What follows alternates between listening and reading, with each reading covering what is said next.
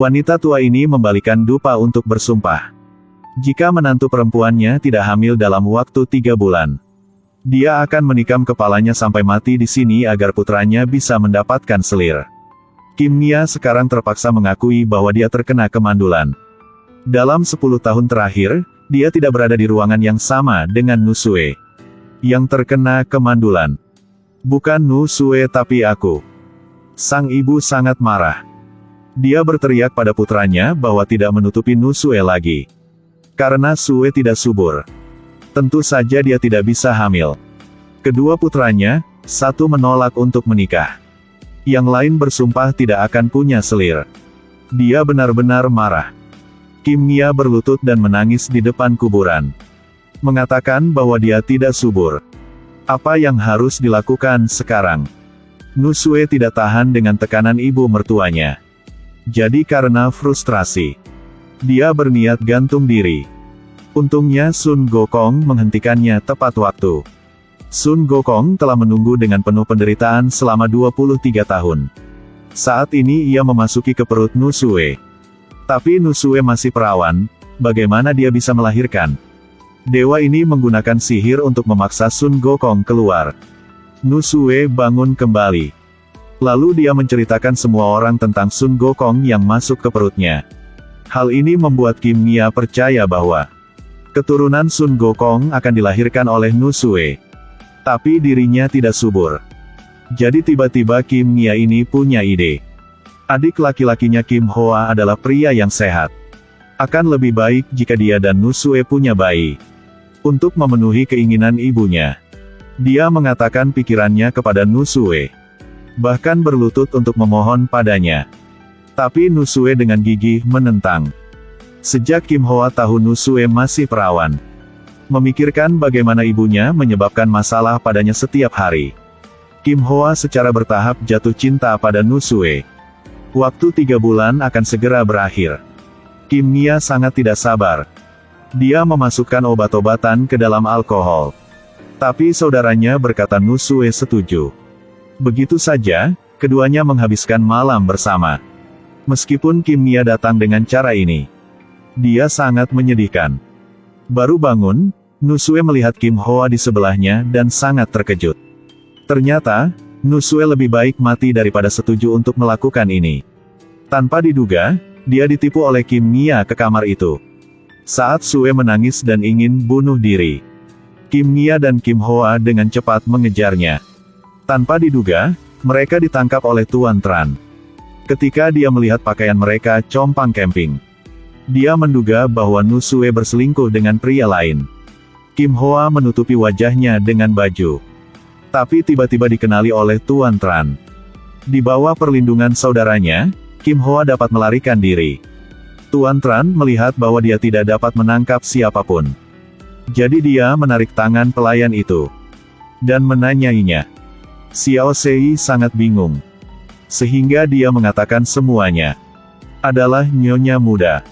Nu Xue berlari ke sumur, memarahi Kim Mia karena tidak berguna. Tidak hanya kesehatannya tidak baik, tetapi juga diam-diam melakukan hal-hal yang tidak bermoral. Dia benar-benar kejam. Setelah mengatakan itu, Nu Xue melompat ke dalam sumur. Untungnya, dia diselamatkan oleh seorang dewa. Dia memasukkan Sun Gokong ke perutnya. Kehidupan menyedihkan Nu Xue dimulai di sini. Dia diikat ke pohon oleh penduduk desa.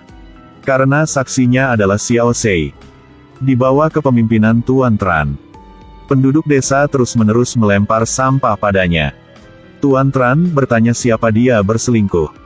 Meskipun sang ibu dan Kim Mia tahu yang sebenarnya, mereka hanya berdiri dan menonton. Di malam hari, ibu mertua berlutut memohon pada Nu Xue. Jika semuanya telah mencapai titik ini, 1 atau 2 orang menanggung jawab. Hasilnya masih sama. Aku mohon padamu, tolong hargai wajahku. Jangan libatkan Kim Hoa. Tolong akui sendiri. Ya Tuhan. Kenapa aku? Wanita ini dipaku ke anggota tubuhnya. Dia bahkan dinarik tendon di lengan dan kakinya. Penduduk desa mengatakan dia orang yang tidak tahu menjaga dirinya sendiri. Mereka harus membiarkannya mengapung di sungai. Tetapi hanya Kim Nia yang tahu bahwa Nusue bukan seperti itu. Itu semua karena dia. Dialah yang menipu Nusue untuk tinggal bersama adiknya. Tapi dia tidak berani mengatakan yang sebenarnya. Karena reputasi keluarga. Juga karena keselamatan saudaranya. Jika kepala keluarganya mengetahui hal ini, saudaranya pasti akan berakhir buruk. Dia dipaku ke 4 anggota tubuhnya dengan 4 jarum panjang. Ditempatkan di papan kayu yang mengambang di sungai. Jika Raja Neraka menolak untuk menerimamu, dia tidak akan biarkan kamu melayang ikuti aliran sungai. Melayang ke kehidupan berikutnya yang menjadi babi dan anjing. Nusue sangat kesakitan. Seolah-olah jantung dan hatinya robek. Saat ini, suami yang menyakitinya hanya bisa menangis. Kemudian penduduk desa membawa Nusue ke sungai. Kim Nia gantung diri karena hati nuraninya. Untuk mengakhiri hidupnya. Nia. Setahun kemudian, untuk membungkam para tetangga, sang ibu mengadopsi seorang anak. Atas nama Kim Nia. Kim Hoa juga menikah dan melahirkan anak. Kisah Nusue telah dilupakan oleh semua orang. Orang-orang di desa tidak lagi menyebut nama Nusue. 20 tahun telah berlalu. Hou Wanxiong, setelah menjadi pejabat, segera kembali mengunjungi kampung halamannya. Untuk memuja leluhurnya. Dan Nusue diam-diam melihatnya dari jauh. Melihat Xiao Sei di sebelahnya.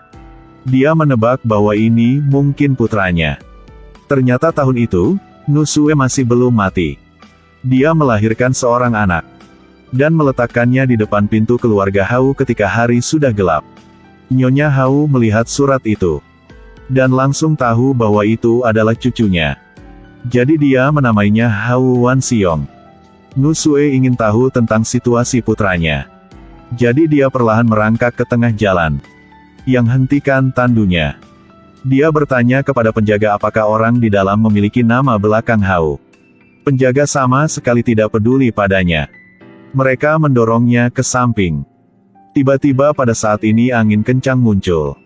Topi Hou Wanxiong terhempas. Ketika para penjaga melihat ini, mereka mencari kemana-mana. Mereka menemukan bahwa topi itu ditekan oleh Nusue. Kedua penjaga ini ingin mengambil topinya. Tapi tidak bisa mengambilnya. Mereka merasa sangat aneh. Jadi panggil Wanxiong datang. Pada saat ini seorang dewa tiba-tiba muncul. Dia ibumu, cepatlah lulut. Berlututlah. Hou Wanxiong merasa sangat aneh. Mengapa hanya bisa mendengar suara tapi tidak bisa melihat orang? Setelah beberapa saat, Nusue bangun kembali. Dia mengetahui bahwa Hou Wanxiong adalah putranya. Jadi dia sangat gembira. Putranya telah dewasa. Dan sangat luar biasa. Nusue belum mengungkapkan identitas aslinya. Hou Wanxiong melihat kesehatannya lemah. Jadi dia mengajaknya ke tandu. Di dekat rumah. Nusue melihat Nyonya Hou dari jauh. Dia dengan cepat melarikan diri. Hou Wanxiong membungkuk kepada leluhurnya. Nyonya Hou melihat karirnya sukses. Jadi dia mengungkapkan identitasnya. Ibumu adalah Nusue. Dia juga korban. Aku harap kamu tidak membenci ibumu. Jika kamu ingin menerima ibumu, tuliskanlah nama ibumu di batu nisan. Bahkan burung pun tahu bagaimana membalas cinta orang tuanya. Apalagi Wanxiong adalah manusia, bagaimana mungkin aku tidak menerima ibuku? Mendengar itu, Nusue tersentuh dan menangis. Keduanya mendengar suara dan menemukannya. Nyonya Hou terkejut. Sudah 20 tahun, dia tidak percaya bahwa Nusue masih hidup. Ibu. Hou Wanxiong menerima Nusue. Seluruh keluarganya hidup bahagia bersama.